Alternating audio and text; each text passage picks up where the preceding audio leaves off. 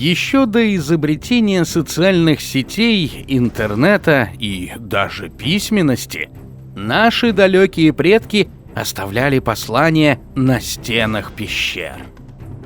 Ученые до сих пор спорят о том, что означают некоторые из рисунков. Иногда они являются единственными источниками информации о некоторых особенностях жизни древних людей и их окружении. В сегодняшнем выпуске мы попытаемся разобраться, что же хотели сообщить друг другу и нам люди, оставившие наскальные рисунки в пещерах по всему миру. Также вы узнаете о самых важных и самых свежих исследованиях в этой области, открытиях и необычных фактах, выявленных при исследовании этого древнего искусства. Подписывайтесь на канал «Эпоха динозавров», и тогда вы будете первыми узнавать о выходе новых роликов о жизни наших предков и истории их изучения. Также в наших выпусках рассказывается о самых разных доисторических животных и их современных родственниках. Все экземпляры так называемой наскальной или пещерной живописи относятся к эпохе Палеолита. Этот вид первобытного искусства заключается в нанесении изображений при помощи гравировки или примитивных природных красителей на каменные стены, полы и потолки пещер и гротов.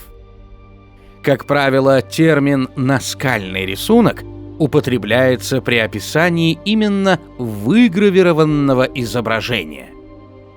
Такие первобытные гравюры выполнялись при помощи простейших каменных инструментов. По способу окрашивания можно разделить все подобные изображения на монохромные и многоцветные. В качестве красителей могли использоваться такие материалы, как уголь, сажа и охра. Еще более распространенными, чем рисунки, являются так называемые петроглифы. Этот термин происходит от греческих слов, означающих камень и резьба.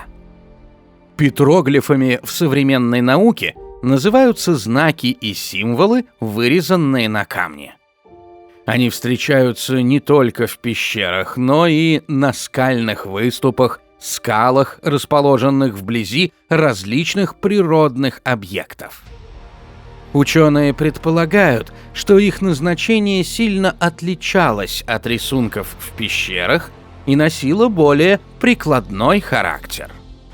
Наиболее часто наскальная живопись встречается в Южной Европе, на территории Испании и Франции. Но свои произведения палеотического искусства есть и в Средней, и в Юго-Восточной Азии, а также в Южной Африке. Огромное количество самых разнообразных рисунков обнаружено в самых разных уголках нашей планеты. Также на данный момент описано более 35 миллионов петроглифов из 120 стран. Ученые не могут точно сказать, когда и где появились первые наскальные рисунки. Предполагается, что это произошло в эпоху позднего палеолита, то есть между 35 и 10 тысячами лет до нашей эры. Вероятно, все началось с простых отпечатков ладоней на глине или выдавливания на ней простейших узоров в виде волнистых линий или геометрических фигур. В это время люди уже умели изготавливать орудия из дерева, камня и кости, и некоторые из применяемых в то время бытовых предметов были достаточно сложными и технологичными. И техника изготовления рисунков тоже позволяет сказать, что наши предки были не только рукастыми, но и не лишенными художественного вкуса. Они научились применять различные пигменты природного происхождения. Одним из самых распространенных красителей была охра – оксид железа, то есть, по сути, ржавчина. Но с ее помощью древние художники создавали рисунки, окрашенные в разные оттенки, от ярко-красного до темно-коричневого. При этом они могли создавать цветовые переходы и использовали полутона. Возможно, цветов на картинах, украшавших своды пещер, было намного больше, просто со временем они выцвели. Но все равно эти изображения можно с уверенностью считать настоящими произведениями искусства. Уже тогда люди умели использовать рельеф камня или другой поверхности для придания изображению большей реалистичности. Рисунки времен позднего палеолита выглядят живыми и подвижными. Одним из ярчайших примеров такой техники может служить костяная пластина, обнаруженная в гроте Шаффо. На ней первобытный художник изобразил оленя и двух ланей. Животные на этом рисунке воссозданы достаточно точно и реалистично. В них, как и во многих других рисунках того времени, чувствуется пластика и динамика, а также понимание художником повадок изображаемых животных. Конечно, нельзя сравнивать рисунки первобытных людей с картинами величайших художников. Но по этим изображениям ученые могут проследить, как менялась жизнь людей, их представление о мире и своем месте в нем. В эпоху мезолита или среднего каменного века, длившуюся с 10 до 6 тысяч лет до нашей эры, центральное место на картинах стало отводиться человеку. До этого преобладали единичные изображения животных, а в мезолите сами композиции стали более многофигурными. Часто встречаются сцены охоты или бытовых дел, вроде сбора меда и даже танцев. Это объясняется тем, что люди в это время вели кочевой образ жизни охотников и собирателей. Их социальные связи становились более упорядоченными. Появились первые примитивные традиции и ритуалы.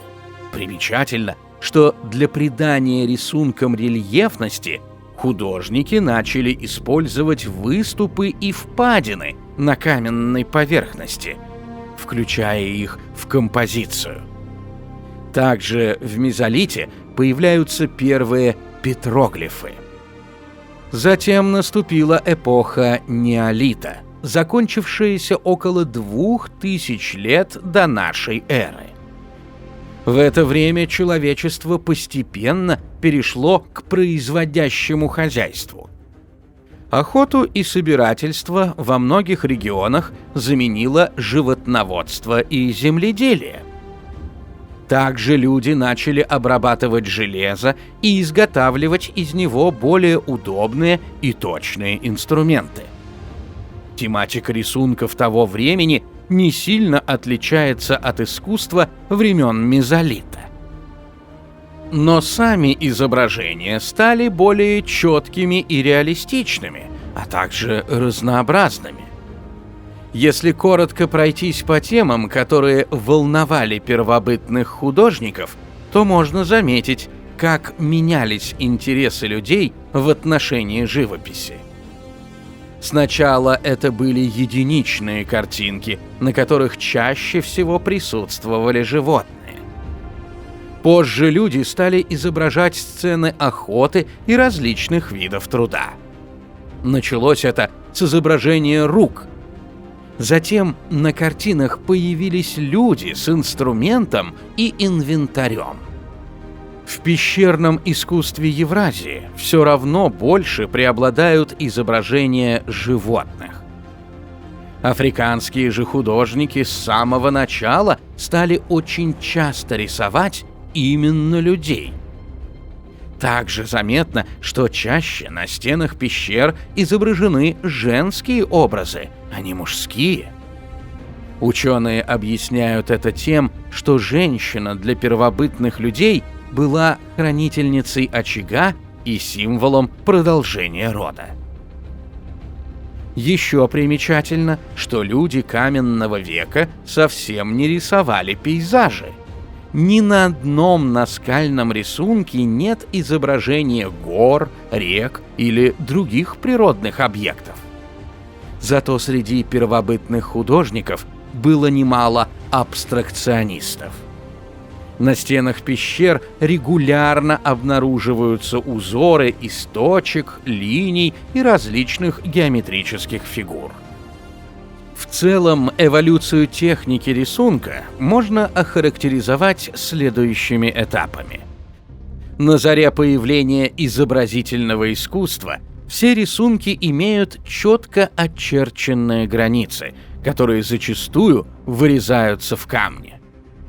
Затем контуры рисунка окрашиваются в черный цвет, а внутреннее пространство покрывается различными красками. На следующем этапе появляются многофигурные композиции, а контуры могут быть обозначены не только при помощи черных красителей. Также начинают появляться более схематичные рисунки. По какой-то причине реалистичность изображения становится необязательным элементом. Но при этом все чаще на пещерных рисунках появляется человек. Постепенно изображение все чаще смещается от реализма к формализму. Зато в рисунках прослеживается все больше абстрактных тем, а также изображение мифических существ или героев. Появляются картины, показывающие представления древних людей об устройстве вселенных. С большой вероятностью можно утверждать, что наскальные рисунки имеют какое-то религиозное значение. Несмотря на постепенное развитие общества, люди на протяжении всего каменного века продолжают использовать в своих обрядах одни и те же пещеры. По наслоениям рисунков друг на друга в таких пещерах ученые и отслеживают эволюцию изобразительного искусства. В случае, когда археологические наслоения на полу пещер доходят до той высоты, где есть рисунки, ученые с большой точностью определяют их возраст. Это делается при помощи радиоуглеродного анализа каменных или костяных фрагментов, сохранившихся на каждом уровне таких наслоений. Для примера можно привести изученную эволюцию стилей наскальной живописи в пещерах Пиренейского полуострова.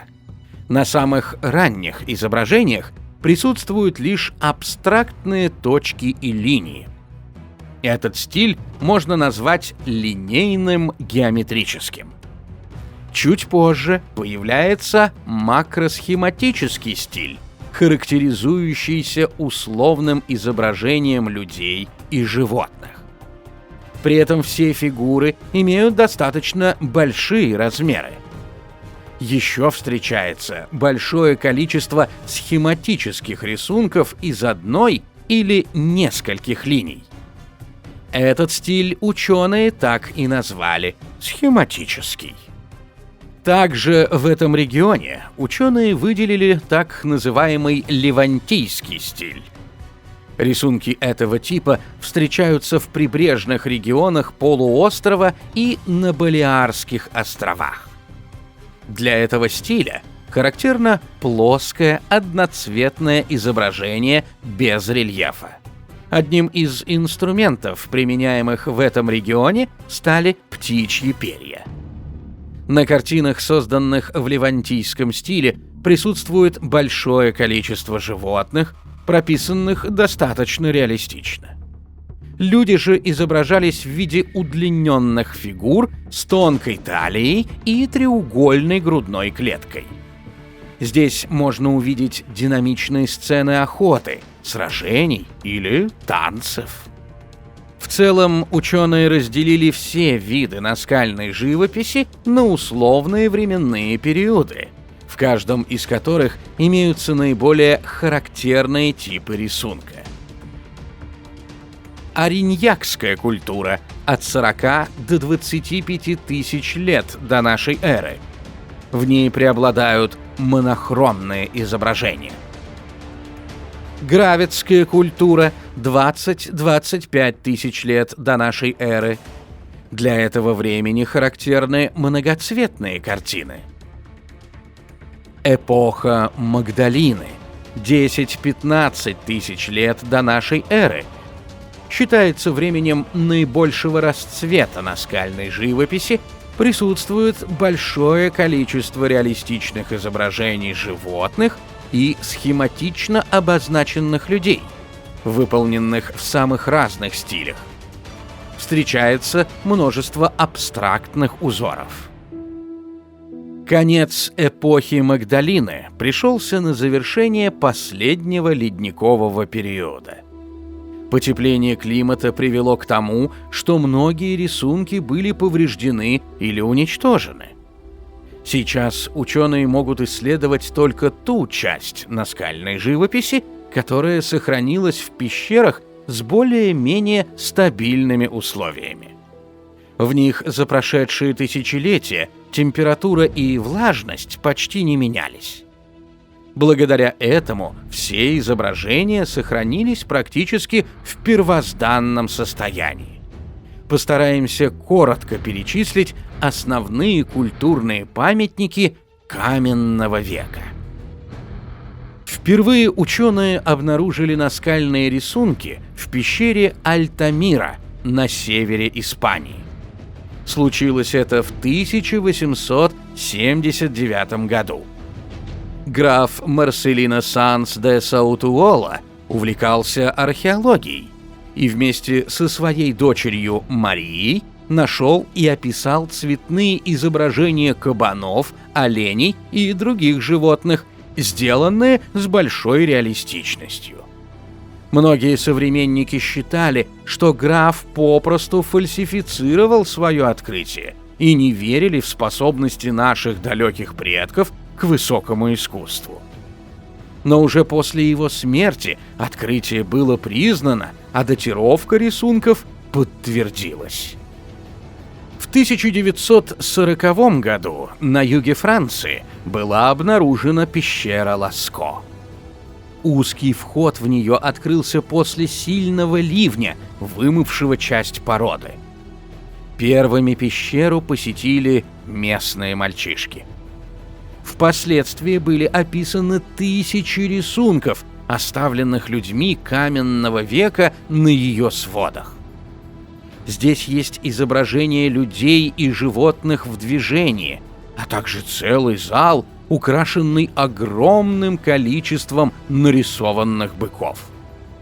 В том числе в нем присутствует самый большой образец наскальной живописи – бык длиной около 5 метров.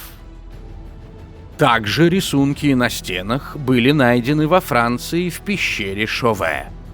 Сейчас изучено около 300 из них. По оценкам исследователей, возраст некоторых изображений составляет до 30 тысяч лет. Еще одна французская достопримечательность – пещера Нио. О наскальных рисунках в ней местные жители знали еще с 17 века. Но только в 1906 году их описали с научной точки зрения. Ученые предполагают, что изображенные в этой пещере олени, козлы и бизоны были частью охотничьих ритуалов наших далеких предков. Еще одна французская пещера – Коске – расположена так, что попасть в нее можно только проплыв под водой по затопленному узкому лазу. Ее в 1985 году обнаружил дайвер Энрико Ske.